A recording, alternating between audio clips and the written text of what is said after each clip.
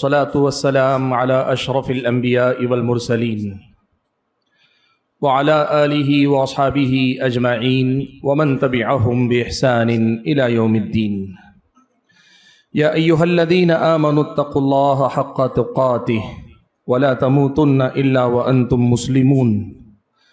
या अय्युहन्नासुत्तक़ू रब्बकुमुल्लज़ी ख़लक़कुम मिन नफ्सिन वाहिदह व ख़लक़ मिन्हा ज़ौजहा वबस्स मिन्हुमा रिजालन कसीरन व निसाअ वत्तक़ुल्लाह अल्लज़ी तसाअलून बिही वल अरहाम इन्नल्लाह काना अलैकुम रक़ीबा। या अय्युहल्लज़ीना आमनुत्तक़ुल्लाह व क़ूलू क़ौलन सदीदा युस्लिह लकुम अअमालकुम व यग़फ़िर लकुम ज़ुनूबकुम व मन युतिइल्लाह व रसूलहु फ़क़द फ़ाज़ फ़ौज़न अज़ीमा। अम्मा बअदु फ़अऊज़ु बिल्लाहि मिनश शैतानिर रजीम। बिस्मिल्लाहिर रहमानिर रहीम।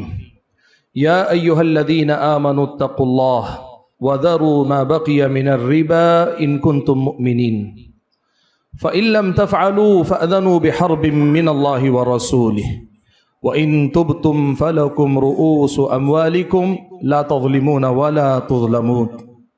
मोहतरम उलमाए कराम, बुज़ुर्गों, नौजवान भाइयों और पर्दा नशीन ख़वातीन इस्लाम, मुझे सूद की मौजूदा शक्लें और उनका इलाज इस उन्वान पर गुफ्तगू करने को कहा गया है।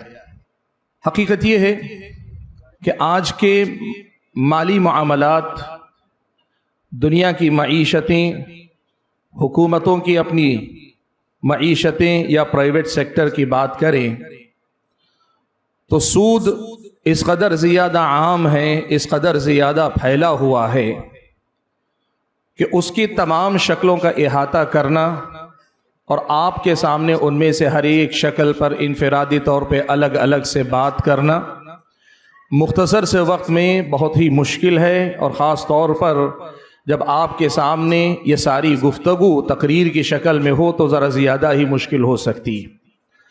मैं कोशिश करूँगा कि मेरी अपनी इस तकरीर में या गुफ्तगू में तीन बुनियादी पहलुओं पर आपके सामने गुफ्तगू करूँ। सबसे पहली चीज़ होगी कि सूद या सूद की इस्लामी शरीयत में बुनियादी उसूल क्या हैं जिनकी रोशनी में किसी चीज़ का सूदी या गैर सूदी होना तय होता है, ताकि हमारे सामने एक उसूल आ जाए, कुछ ज़वाबित आ जाए जिनकी रोशनी में हम सूद को पहचानने की कोशिश कर सकें। दूसरा हिस्सा मेरे सामने होगा कि हमारे सामने उर्फ़ आम में जो मुरव्वज शक्लें हैं, जो बकसरत राइज हैं, मैं उनमें से बाज़ अहम सूरतों की तरफ निशानदही करूँगा। और गुफ्तगू का आखिरी और तीसरा हिस्सा कुछ मशवरे, कुछ गुजारिशात जिनको बतौर इलाज के या सूद के बजाय हम क्या कर सकते हैं आपके सामने रखना चाहता हूँ। हाज़रीन गिरामी क़द्र, इस्लामी शरीयत जो अल्लाह तबारक व तआला की नाजिल करदा शरीयत है, अहले इल्म ने लिखा है कि इस शरीयत के मकासिद बुनियादी तौर पर इंसान की 5 बुनियादी चीज़ों को तहफ़्फ़ुज़ फराहम करना है। इंसान का दीन, इंसान की जान, इंसान का माल, इंसान की इज़्ज़त व आबरू और इंसान की अक़ल। इनमें से जहाँ तक माल के तहफ़्फ़ुज़ की बात है, इस्लामी शरीयत ने हर उस रास्ते को, हर उस तरीक़े को हराम और नाजायज़ करार दिया जिससे किसी के भी माल का नुकसान हो सकता हो, बेजा नुकसान हो सकता हो। और ये चाहे फ़र्द का माल हो, यह नुकसान इनफरादी सतह पर पहुँचता हो या समाज की मईशत को नुकसान पहुँचता हो, इज्तिमाई नुकसान का मामला हो, दोनों ही सूरतों को अल्लाह ताला ने हराम करार दिया। अल्लाह ने चोरी को हराम करार दिया, डाके को अल्लाह ने हराम करार दिया, धोखे को अल्लाह ताला ने हराम करार दिया, तिजारत में झूठ बोलने को अल्लाह ताला ने हराम करार दिया, इसलिए कि ये सब वो रास्ते हैं जहाँ से किसी माल पर नाजायज़ दस्तदराजी होती है, आदमी कब्जा करता है। ऐसे ही सूद एक ऐसी शक्ल है जिसमें लोगों के माल को इज्तिमाई शक्ल में नुकसान पहुँचता है। कैसे इज्तिमाई शक्ल में नुकसान पहुँचता है?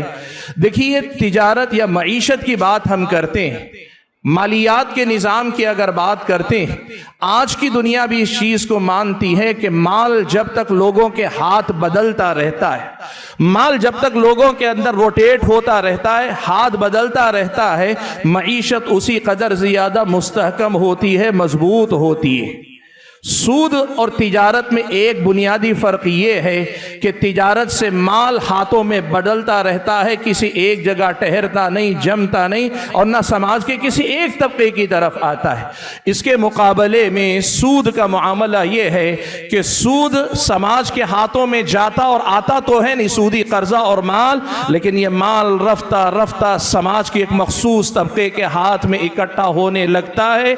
और जब माल समाज में सर्कुलेट ना हो, समाज में गर्दिश में ना हो, हाथ ना बदलता हो, माल चलता ना हो, किसी एक तरफ इकट्ठा होता हो, तो फिर वो मईशत तबाह होने लगती है, समाज का माशी निज़ाम दरहम बरहम होने लगता है। इस्लामी शरीयत ने इसीलिए एक बात कही, कई ला यकून दूलतम बैनल अग़नियाइ मिनकुम, अल्लाह ताला ने माले गनीमत या माले फ़ै को भी गरीबों को अंदर बांटने करने का हुक्म दिया, तो कहा उसका एक मकसद ये है कि ये माल सिर्फ मालदारों के हाथ में ना इकट्ठा होकर रह जाए। सूद को अल्लाह ताला ने हराम करार दिया इसलिए कि धीरे धीरे ये निज़ाम माल को समाज के आम अफराद से हटाकर ख़ास अफराद के हाथ में दे देता है और निज़ाम मईशत तबाह हो जाता है। इसीलिए आप देखिए, जब सूद की हुर्मत का मसला आया तो लोगों ने एतराज़ किया, मुशरिकीन ने, यहूदियों ने ख़ास तौर पर एतराज़ किया। सूदी मामला उनका था, कहने लगे इन्नमल बैउ मिस्लुर रिबा, तिजारत और सूद दोनों एक जैसे हैं। सूद अगर हराम है तो तिजारत को भी हराम होना चाहिए, अगर तिजारत हलाल है तो सूद को भी हलाल होना चाहिए। इसमें भी लोगों का फायदा होता है, उसमें भी लोगों का फायदा होता है। अल्लाह ने फरमाया ज़ालिका बिअन्नहुम क़ालू इन्नमल बैउ मिस्लुर रिबा, अल्लाह ने उसका जवाब दिया नहीं, व अहल्लल्लाहुल बैअ व हर्रमर रिबा, अल्लाह ने तिजारत को हलाल किया, सूद को हराम किया। अल्लाह ने हलाल किया है तो तिजारत में फ़ायदा है या फ़ायदा गालिब है, और सूद को अल्लाह ने हराम करार दिया है तो उसमें नुकसान है या नुकसान गालिब है, इसीलिए अल्लाह ताला ने हराम करार दिया। लिहाजा हलाल और हराम बराबर नहीं हो सकते और तिजारत और सूद दोनों बराबर नहीं हो सकते, इसलिए कि तिजारत से माल रोटेट होता है, घूमता रहता है, सूद से माल रफ्ता रफ्ता समाज के कुछ हाथों में आ जाता है। इस्लाम ने इसीलिए इसको हराम करार दिया। और हाज़रीन गिरामी कदर, यहीं से ये नुक्ता हम और आप समझ लें कि दुनिया चाहे आज सूद के जितने फ़ायदे गिनाए, कुरान की आयत के इस एक टुकड़े में अल्लाह ताला ने सारे फ़ायदों का जवाब दे दिया। कहा सूद सूद है, वो तिजारत की जगह नहीं ले सकता, सूद सूद है, वो तिजारत का बदील नहीं हो सकता, और सूद सूद है, चाहे जितने फ़ायदे हो, बहरहाल उसका नुकसान उसके फ़ायदे पे गालिब है, इसीलिए अल्लाह ताला ने सूद को हराम करार दिया है। हाज़रीन गिरामी कदर, इस्लामी शरीयत में सूद को हराम करार दिया गया। कई हदीसें हैं जिनमें सूद की हुर्मत का मसला, उसकी सज़ा, उसकी क़बाहत वगैरह आई। मैं गुफ्तगू को उससे आगे ले जाता हूँ इसलिए कि कम वक्त में कई बातें आपके सामने रखनी। हाज़रीन गिरामी कदर, अब ये जो सूद है, सूद किन चीज़ों में और कैसे होता है, बुनियादी तौर पर मैं 4 बातें बताऊँगा, जिनमें से 2 एक हैं, बाकी 2 चीज़ें अलग हैं, आपको बताता हूँ। सबसे पहली शक्ल देखिए, ज़माने जाहिलियत में अल्लाह के नबी को जब नबी बनाकर भेजा गया, उनके यहाँ सूद की शक्ल क्या थी। मुअत्ता इमाम मालिक के अंदर ताबीई ज़ैद इब्न असलम रहिमहुल्लाह का यह असर मरवी है। वो बताते हैं कि रिबल जाहिलिया, ज़माने जाहिलियत में सूद का तरीक़ा ये था कि एक आदमी एक मबलग किसी आदमी को कर्जा देता, 1 हफ्ते के लिए, 10 दिन के लिए, जो भी मुद्दत तय होती। जब मुद्दत आती, वो मुद्दत पूरी होती, उसके पास पहुंचता और पहुंचकर कहता तक़वी अम तुरबी, पैसा दोगे या फिर यहां से सूद में मैं हिसाब करना शुरू करूं। आदमी के पास पैसा होता, पैसा दे देता, कर्ज कर्ज की शक्ल में खत्म हो जाता। और आदमी के पास देने के लिए पैसा नहीं होता तो वो कहता, मान लो जैसे मैंने 1000 रुपया आपको दिया है तो आज से उसका हिसाब 1100 रुपये का पकड़ लो, आज से मेरा 1100 रुपया तुम्हारे पास है। गोया कर्ज के बदले में उसने 100 रुपये को लिया और उसे रासुल माल, हालांकि हाथ में नहीं आया, लेकिन उससे कहा कि रासुल माल शुमार कर लो। यह ज़माने जाहिलियत का सूद था। और फिर होता ये अगली मुद्दत जो तय होती 1 महीना 2 महीने 3 महीने, अगर उस मुद्दत तक लौटा देता सूद समेत तो ठीक, और अगर नहीं लौटाता तो फिर वहां से कहता कि अब पूरे 1100 रुपये का सूद मिलाकर रसूल माल बना लो, यहां से मेरा पैसा मान ले 1300 रुपये हो जाएगा, 1300 रुपये का सूद तुम मुझे देना। अल्लाह ने पहले वाले सूद को भी हराम करार दिया। और दूसरी शक्ल जिसे सूद मुरक्कब, पहली शक्ल में आपके रसूल माल आपके असल पैसे पे सूद था, दूसरी शक्ल में आपके रसूल माल और उसके साथ जो इजाफी सूद का पैसा जो रसूल माल बना दिया गया उसका भी सूद था, इसे सूद मुरक्कब कहा जाता है। अल्लाह ने इसको भी हराम करार देते हुए कहा या अय्युहल्लज़ीना आमनू ला तअकुलुर रिबा अज़आफ़न मुज़ाअफ़ा, अल्लाह ताला ने सूद मुरक्कब को भी हराम करार दिया। बात आगे बढ़ाने से पहले कह दूं, बस बहुत सारे लोग जो अक़लानियत के मारे होते हैं वो अक्सर एक बात आकर कहते हैं कि उलमा ने सूद को समझा ही नहीं। क्यों नहीं समझा है? कि कुरान में जिस सूद को हराम करार दिया है वो सूद मुरक्कब है, अज़आफ़ मुज़ाअफ़ा वाला हराम है। वरना अगर कर्जा देकर उस पर अगर जायद पैसा लिया जाए इसे इस्लाम ने हराम नहीं करार दिया। अल्लाह के बंदो, अल्लाह ने इसे भी हराम करार दिया, उसे भी हराम करार दिया। सूद सूद मुफरद हो या सूद सूद मुरक्कब हो, दोनों को अल्लाह तबारक व तआला ने हराम करार दिया है और 2 अलग अलग आयतों में आप इनका मुशाहदा कर सकते हैं। हाज़िन गिरामी कद, ज़माने जाहिलियत में ये सूद की शक्ल थी। हमारे ज़माने में सूद की जो शक्ल है इससे मिलती जुलती शक्ल हमारे ज़माने में भी सूद की सबसे नुमायां शक्ल है, वो यही कि कर्ज के बदले में सूद लिया जाए। इसीलिए एक हदीस है, मरफूअन भी रिवायत की गई, मौकूफ़न भी रिवायत की गई। शेख अलबानी रहमतुल्लाहि अलैहि ने मौकूफ़न इस रिवायत को सही करार दिया है और इस माने के कुछ आसार नकल किए। वो क्या है? कुल्लु क़र्ज़िन जर्र मनफ़अतन फ़हुव रिबा, हर वो कर्ज जिसके बदले में बंदा किसी भी किस्म की मनफात चाहता है, उखरवी मनफात नहीं, सवाब की बात नहीं, दुनियावी कोई भी मनफात अगर आदमी चाहता है, चाहे वो मादी हो पैसे की शक्ल में या मानवी हो किसी भी किस्म की मनफात फ़ायदे की शक्ल में, इस्लामी शरीयत की नज़र में ये सूद है।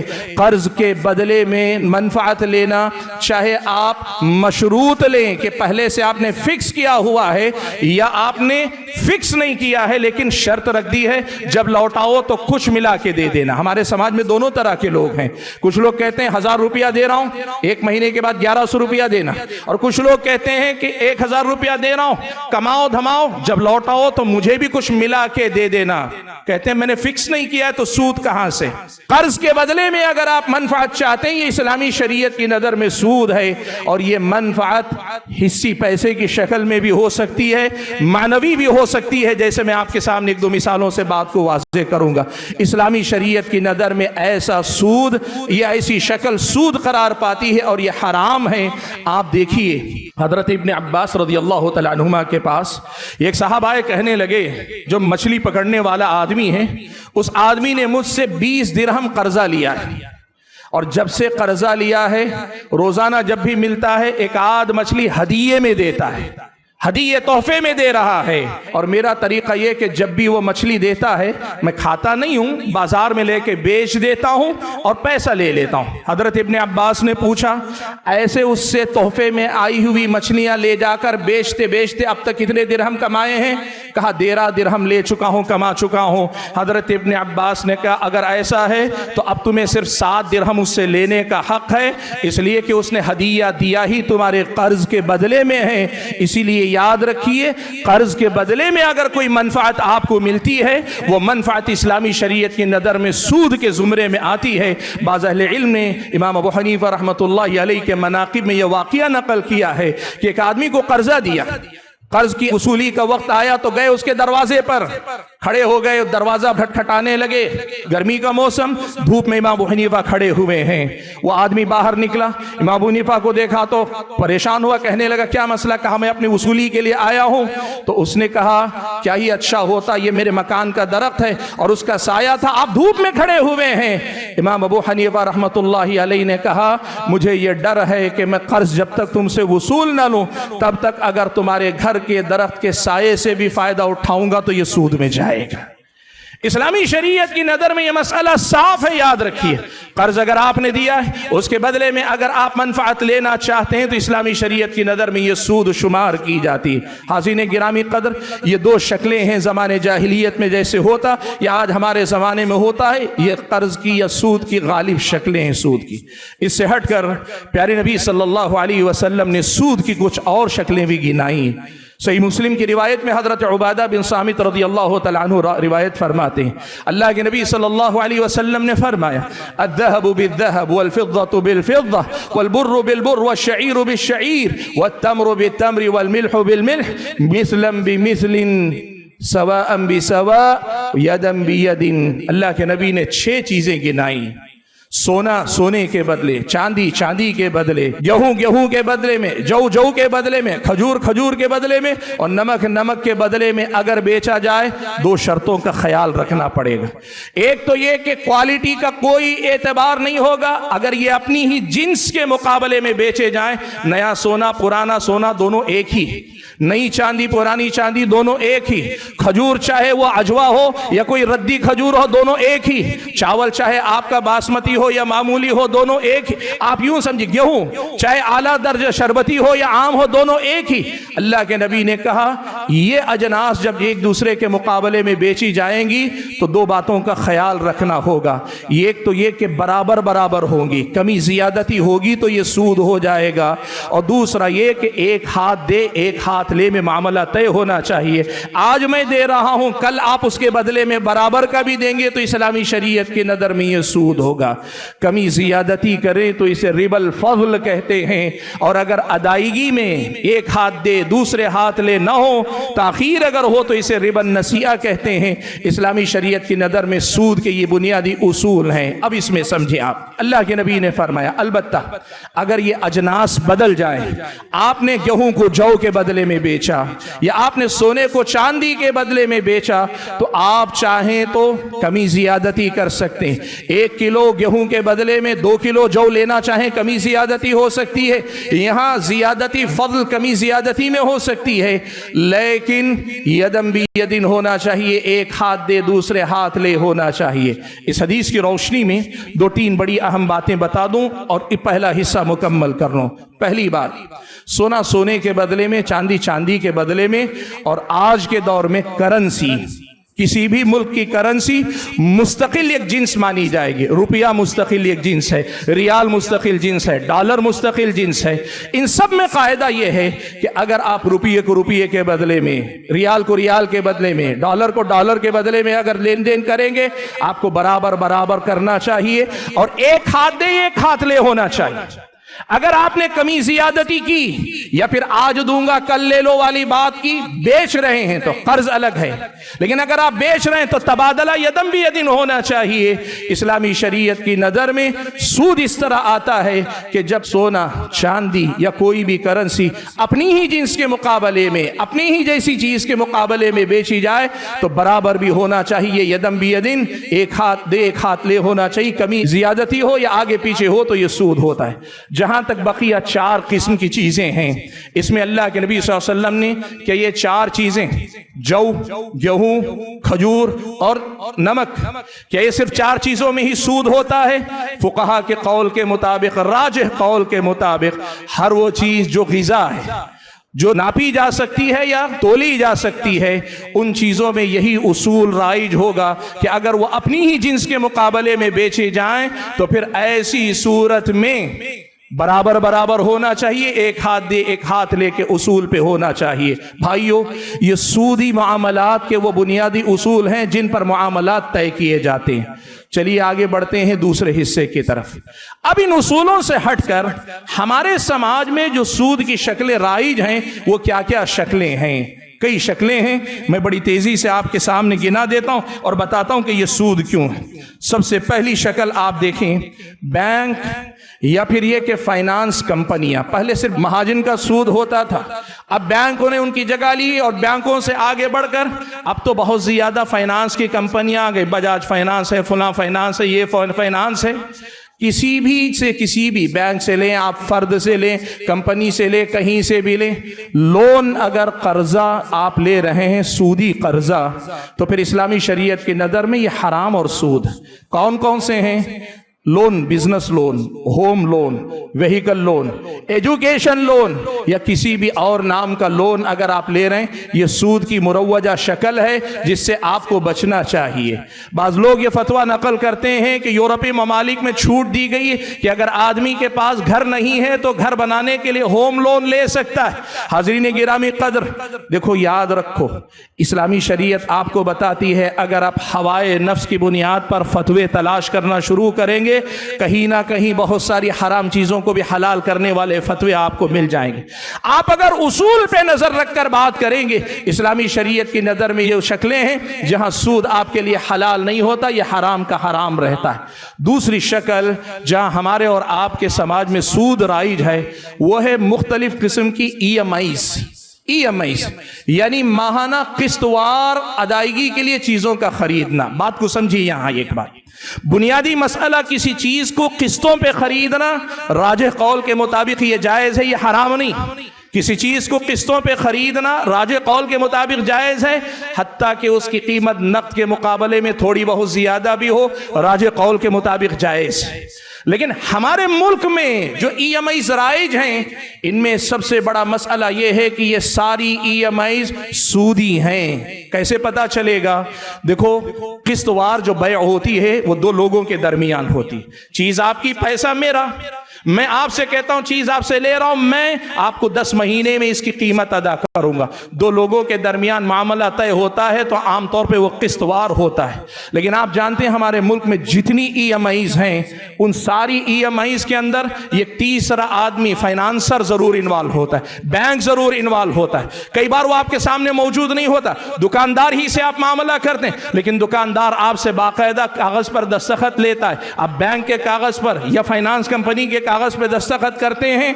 सीधा सा उसूल आप याद रखो, जब दो लोगों के मामलात में तीसरा आ रहा है, वो बगैर फायदे के चैरिटी करने के लिए आपके पास नहीं आ रहा है, वो अपनी मनफात मफाद लेकर आ रहा है। इसीलिए ये बात भी आपके सामने कहना चाहूंगा, नो कॉस्ट EMI कहते हैं, यानी जायद कीमत के बगैर 0% पर EMIs आपको मिल रही हैं, ये भी सूदी शक्ल ही है। गर्चे आपको कहा जा रहा है 0% आपको इंटरेस्ट देना पड़ रहा है, लेकिन हकीकत में अगर वक्त होता मैं आपके सामने तफसील रखता, यह भी असल में सूद की शक्ल है।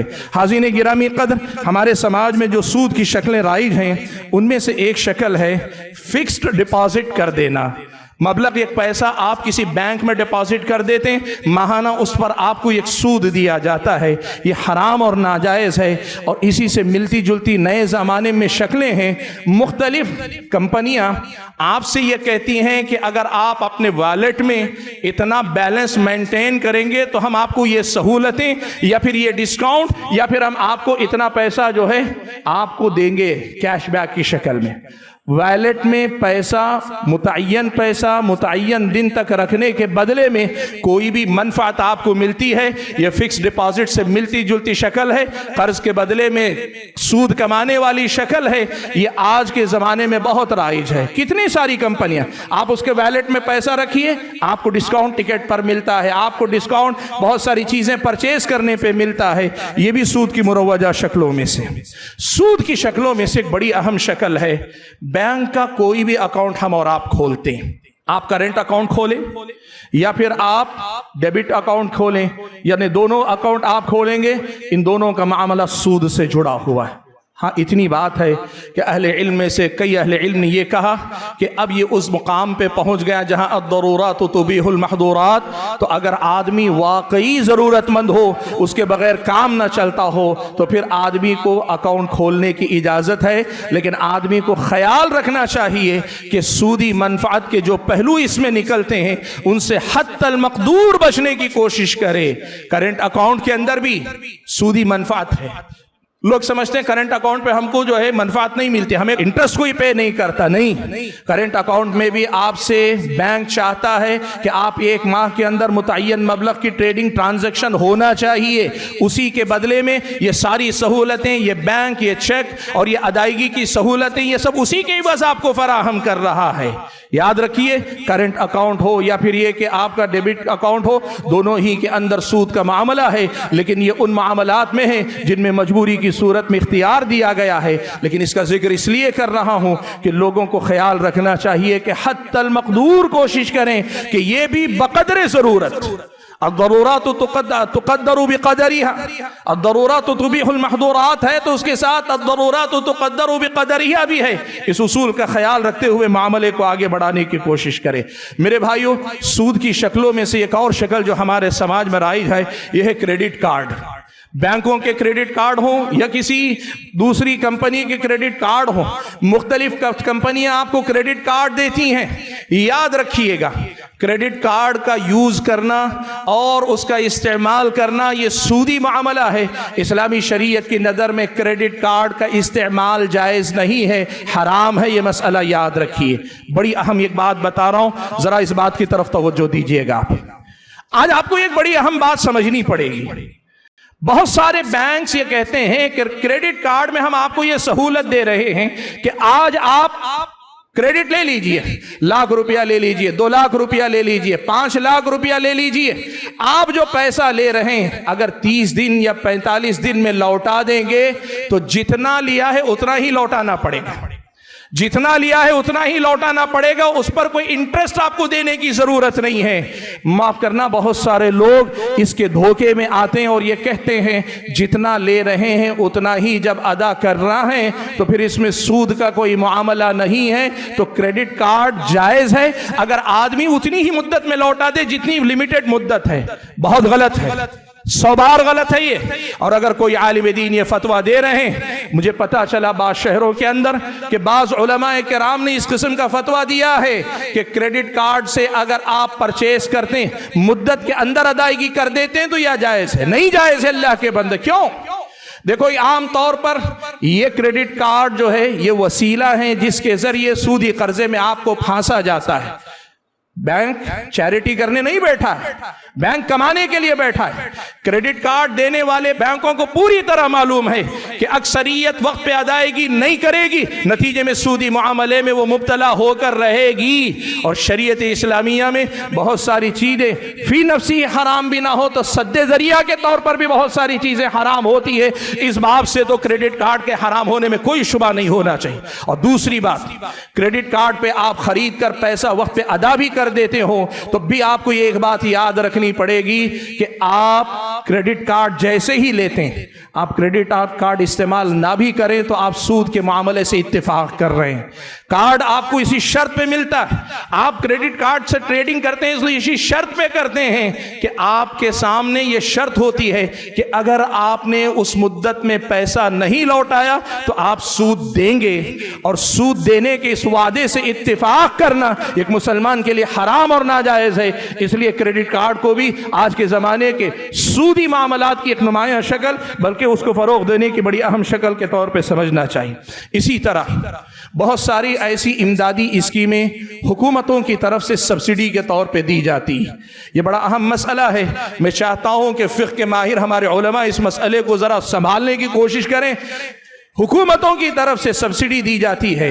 होता यह है कि किसी को बिजनेस शुरू करने, माइनॉरिटी डिपार्टमेंट से या किसी और डिपार्टमेंट से किसानों को लोन दिया जाता है, कर्जा दिया जाता है और फिर कहा जाता है 1 लाख रुपया दिया है, आपको 1,05,000 रुपया सूद समेत लौटाना है। जब आप अदायगी शुरू करते हैं, आपने 60%, 70% अदा किया तो गवर्नमेंट बाकी पैसा असल माल में से मुआफ कर देती। आप अक्सर सुनते हैं किसानों का कर्जा मुआफ किया, फलां का कर्जा मुआफ किया। ये हुकूमती स्कीमें, देखिए याद रखिए, हुकूमती स्कीमें अवाम की फलाह व बहबूद के लिए यकीनन हुकूमतें जिम्मेदार हैं, उन्हें करना चाहिए। लेकिन मसला ये है कि हुकूमतें जितनी भी इमदादी स्कीमें जारी करती हैं, इसमें अदायगी जब शुरू होती है तो असल से पहले सूद की वसूली होती है।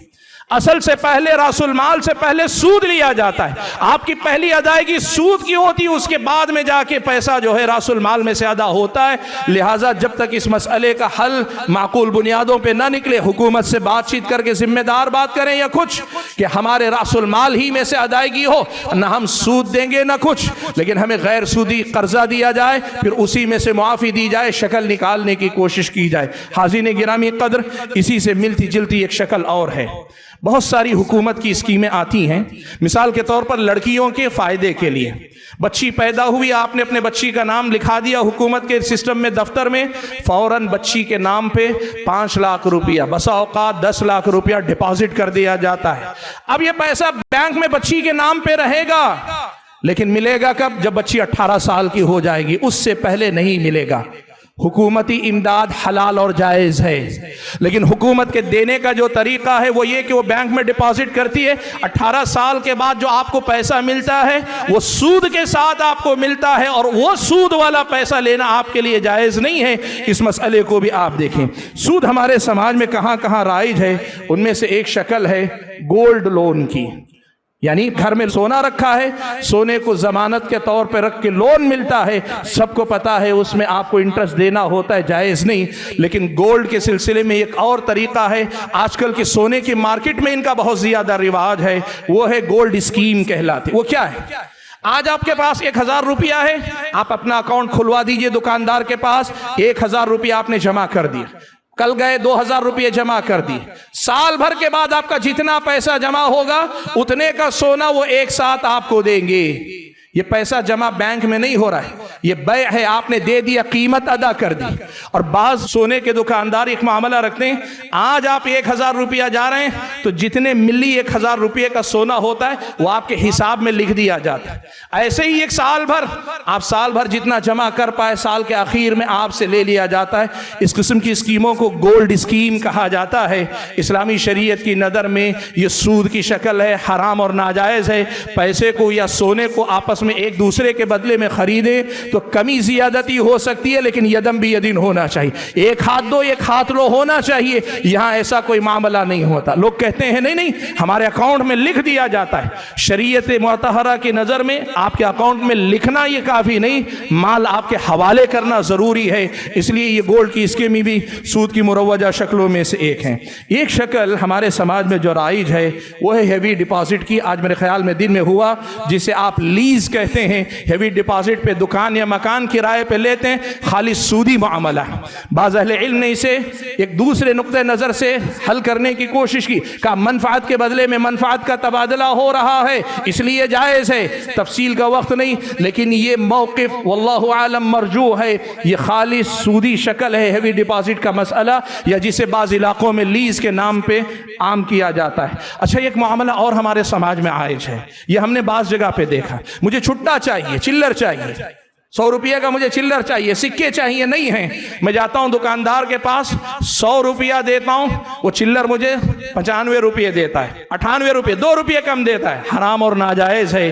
पैसे को पैसे के बदले में दें तो बराबर का बराबर लेना चाहिए। ये सब शक्लें वो हैं जो हमारे समाज के अंदर राइज हैं। हाज़िन गिरामी कद, इसके साथ साथ बात नहीं आ सकी हमारे भाई के दर्स में, करेंसी का, फॉरेक्स मार्केट का अपना एक मामला है। पैसे को पैसे के बदले में खरीदने की अपनी एक मार्केट। इसमें बहुत सारी शक्लें ऐसी हैं जो सूद में जाती हैं। बुनियादी ज़ाबिता याद रखें, रुपये को रुपये के बदले में देंगे तो बराबर, रियाल को रियाल के बदले में बराबर, डॉलर को डॉलर के बदले में बराबर, और उसके साथ साथ एक हाथ दे एक हाथ ले वाला मामला। और अगर आप रुपये से डॉलर खरीद रहे हैं, कम ज्यादा हो सकता है, लेकिन एक हाथ दे एक हाथ ले वाला मामला होना चाहिए और आपका कब्जा मुकम्मल होना चाहिए। करेंसी की तबादले का जो मसला होता है, इसमें अक्सर इस शर्त से की पाबंदी नहीं होती, जिसकी वजह से मामला सूदी हो जाता है। हाज़िन गिरामी कदर, मुझे बताना है इलाज क्या है।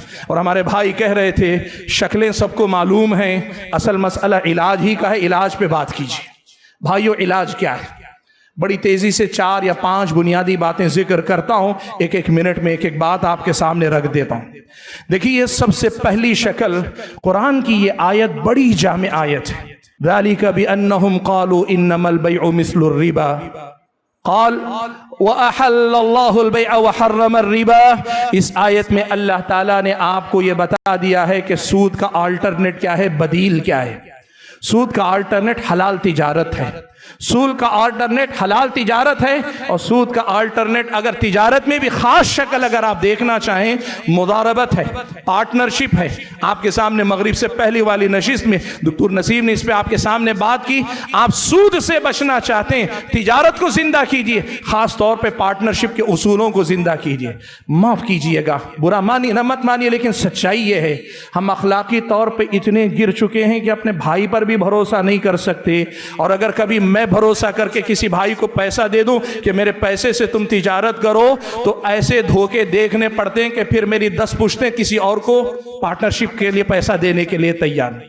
हमारी बदअखलाकी ने यह सूरत हाल पैदा की है कि हलाल ऑप्शन हमारे लिए नामुमकिन नजर आता है और नतीजे में हम हराम के पीछे जाने की बात करते हैं। सूद का खातिमा होगा अगर सही इस्लामी उसूलों पे पार्टनरशिप की बातों को हम आगे बढ़ाएं और तिजारत को सही बुनियादों पे हम करने की कोशिश करें। दूसरी बात भाइयों, हमेशा याद रखो, मुझसे पहले वाले मुकर्रिर ने आपके सामने बड़ी अहम बात कही, वही दूसरा हल है।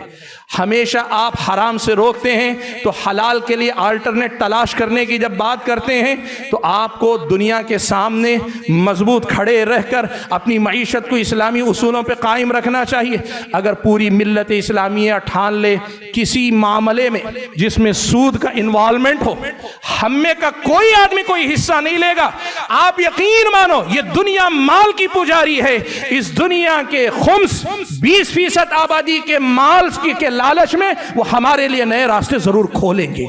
मसला यह है कि हम समझौता करते हैं। मैं एक बात कहूं, मैं एक बात आपको बताता हूं, इस्लामी इक्तिसाद, इस्लामी फाइनेंस पर आज अल्लाह का फजल व करम है, कतर के अंदर, लंदन के अंदर, मलेशिया के अंदर बहुत ज्यादा रिसर्च का काम हो रहा है। लेकिन मैं एक तालिब इल्म की हैसियत से ये बात कह रहा हूं, बड़ी बारीकी से और बड़ी उम्मीदों से मैं ये उम्मीद रख रहा था कि शायद ये सारे इदारे मिलकर सूदी निज़ाम के मुकाबले में इस्लामी उसूलों की कोई तिजारत पेश करेंगे। लेकिन ये सारे इदारे जो काम कर रहे हैं उनकी मौजूदा निजाम में से किन किन चीजों को किसी भी रास्ते से हलाल करने के रास्ते निकाले जा सकते हैं, इस पर ज्यादा काम हो रहा है।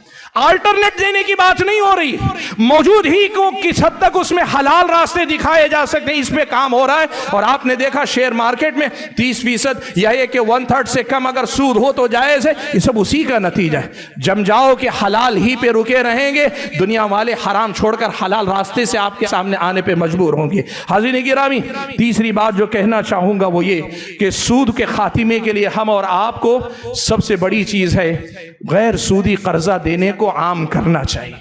और गैर सूदी कर्जे को आम करने के लिए हमारी अखलाकी तरबियत पे मेहनत करनी चाहिए। कर्ज के मामलात में इस्लामी शरीयत ने बड़ी फजीलत बताई। अल्लाह के नबी ने यहाँ तक फरमाया, आपने किसी को पैसा दिया, उस आदमी ने तंगी की वजह से नहीं लौटाया तो आपने मोहलत दी, तो अल्लाह के नबी ने फरमाया जितने दिन आपने उसे मोहलत दी, रोजाना आपके उतने पैसा सदका करने का सवाब अल्लाह ताला आपको देता रहेगा। और अगर आप 1 महीने की आपने मुद्दत दी और वो आदमी 1 महीने में अदा नहीं कर रहा है, आप गए उसकी तंगी को देखा और आपने कहा मजीद मोहलत देता हूं, कहा वहां से रोजाना दुगना अजर मिलेगा। कोई सूदी कंपनी आपको इतना फायदा नहीं दे सकती जो मनफात उखरवी अल्लाह ताला ने इस गैर सूदी कर्जे पे अल्लाह ताला ने वादा किया है। अपने समाज में मैं जानता हूं, मैंने कहा ना कि हमारी बदअखलाकी की वजह से कर्ज देना आज दुनिया की बड़ी बेवकूफ़ी नजर आता है। लेकिन इसका मतलब नहीं कि लोगों के गलत तसरुफात की वजह से शरीयत की दी हुई हिकमतें और फवाइद को हम और आप नज़रअंदाज कर दें, इस गैर सूदी कर्जे को रिवाज दें। और भाइयों, एक बड़ी अहम बात और, महदूद पैमाने पे सही, मस्जिद की हद तक सही, अपने मोहल्ले की हद तक सही, इस्लामी बैतुल माल कायम करो, लोगों के पास से तबर्रुआत जमा कर छोटे छोटे कर्जे देने की कोशिश करो। यकीन मानो, छोटे दुकानदार कर्ज में ज्यादा फंसे। छोटे दुकानदार 10,000 रुपया 15,000 रुपया कर्जा लेते हैं और उस पर 2,000 3,000 रुपये का सूद अदा करते हैं। आप अगर बैतुल माल कायम करके महदूद पैमाने पे बगैर सूद का कर्जा देंगे, हो सकता है। लोग कहते हैं ऐसे तजर्बे नाकाम हुए, ये सच है, नाकाम हुए, मैं भी जानता हूँ, लेकिन इसका मतलब ये नहीं कि हम हल की तरफ सोचना छोड़ दें। होता क्या है, असल मसला वसूली का है। असल मसला वसूली का, हम कैसे कर्ज वसूल कर पाएंगे। बताओ, बैंक वाले वसूली के लिए कारिंदे मुतय्यन करके वो वसूल कर सकते हैं, तो क्या बैतुल माल वाले वसूली का कोई मुस्तहकम निजाम नहीं बना सकते? आप तय करेंगे तो अल्लाह रास्ते खोलेगा, आपको तय करना पड़ेगा कि हम ये रास्ता अपनाएंगे। और आखिरी बात कहकर मैं एक बात खत्म कर लूं मेरे भाइयों, एक बड़ी अहम बात है, अपनी जरूरतों को महदूद कर लो, सूद से बच जाओगे। अपनी जरूरतों को महदूद कर लो, सूद से बच जाओगे। आज आप देख लो, जरूरत के लिए, यानी जरूरत जिसे शरीयत में जरूरत कहा जाता है कि जिसके बगैर आदमी का काम नहीं चल सकता, इस बुनियाद पे कर्जा लेने वाले खाल खाल को ही नजर आएंगे, वरना सब दुनिया में ऊपर उठना चाहते हैं। झोंपड़ी से आदमी बड़े मकान में आना चाहता है, और बड़े मकान से और ज्यादा बड़े मकान में आना चाहता है, पैदल से सवारी पे आना चाहता है, टू व्हीलर से फोर व्हीलर पे आना चाहता है। आदमी दुनिया में बहुत ऊंचा उठना चाहता है, इसके चक्कर में आदमी सूद की दुनिया में जा रहा है। इसलिए अपनी जरूरतों को महदूद कर लो, अल्लाह के फजल करम से सूद से बचने में आपको आसानी मिलेगी। और अगर इंतहाई शदीद जरूरत आपके पास है, इस्लामी शरीयत ने सूद के बगैर आपके लिए ज़कात का दरवाजा खुला रखा है। आप अगर वाकई इतने मजबूर हो गए, इलाज के लिए पैसा नहीं, तालीम के लिए पैसा नहीं, पेट में खाने के लिए पैसा नहीं, तन ढकने के लिए कपड़ा नहीं, इस्लामी शरीयत ने ज़कात का रास्ता आपके लिए रखा है। ज़कात ले लो, सूद मत लो। लोग कहते नहीं, ज़कात नहीं लेंगी हमारी इज्जत नफ्स जाएगी। दीन जाए तो जाए, लेकिन आपकी इज्जत नफ्स ना जाए। दीन जाए तो जाए, आपकी इज्जत नफ्स ना जाए। अल्लाह के बंदो, इसी दीनी सोच के न होने का नतीजा है कि सूद अपनी जड़ें दिन ब दिन मजबूत करता जा रहा है। हाज़िन गिरामी, ये कुछ हल थे जो बर वक्त मेरे सामने मुनासिब लगे। अल्लाह से मेरी दुआ है कि अल्लाह ताला मुझे और आप सभी हजरात और ख़वातीन को इन सूदी मामलात को समझ कर इनसे बचने और अपने समाज को सूद से पाक एक अच्छी मईशत पर कायम मुआशरा बनाने की तौफीक अता फरमाए। आमीन व आखिर दावा।